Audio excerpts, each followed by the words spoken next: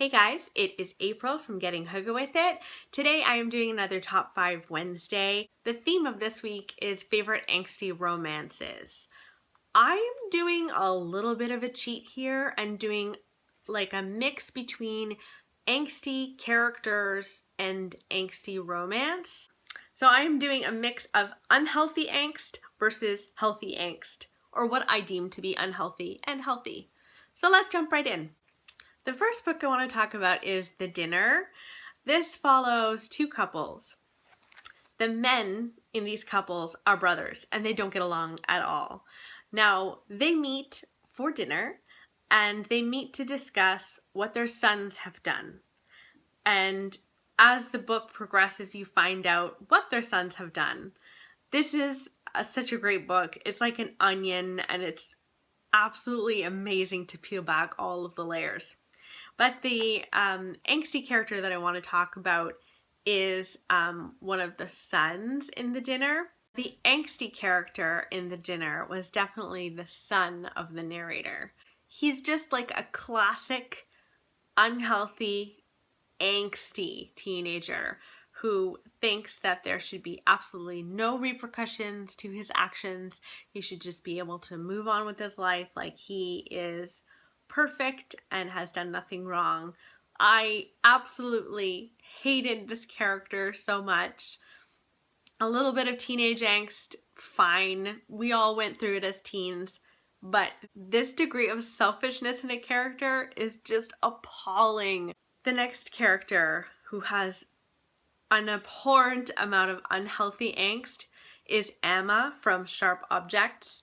Now, this character is the little sister of our main character in Sharp Objects. So this main character, she goes back home because there have been two killings of little girls. Someone is taking these little girls, strangling them and taking out all of their teeth. So she's gone home to investigate. And home isn't a great place for her. So she goes home and here she meets her little sister who is a teenager. I think she's like 13. And Emma, the little sister, is a horrible person. She is like the mean girl in high school to a degree that I've never even thought could exist. She bullies literally everyone. She acts perfect for her parents, but when she's out with the girls, when she goes to parties, even when she sees her sister, she is insanely mean. I would say that she's a teenage brat, but it's so much further than that. She absolutely needs everyone to like her, and if they don't like her, they will pay. Next up, I have an angsty romance. Nadia and Luke from The Mothers, I believe, have a healthy amount of angst. These two characters have an unplanned pregnancy.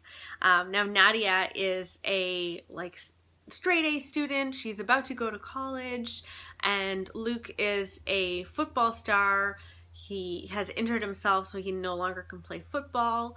But these two characters get involved. They have an unplanned pregnancy, and the rest of the book is watching their lives play out after the unplanned pregnancy and how they cannot seem to get over the past, and they just seem locked in together in hatred and love. I can kind of understand why these two characters are just going to be intertwined for life, and it kind of broke my heart, honestly. The next unhealthy romance that I have for you is Rachel and her ex in The Girl on the Train. So this follows Rachel, who is a raging alcoholic. She has multiple blackouts throughout this book, and she cannot seem to get past her ex-husband. She and her ex-husband have obviously broken up. He's moved on, he's married, he has a new baby, and she just can't let go. She calls him constantly, and she shows up at their house all the time. The whole time that I was reading this, I was just like, please just let him go and like move on with your life. This is just really kind of creepy, girl. You need to get beyond.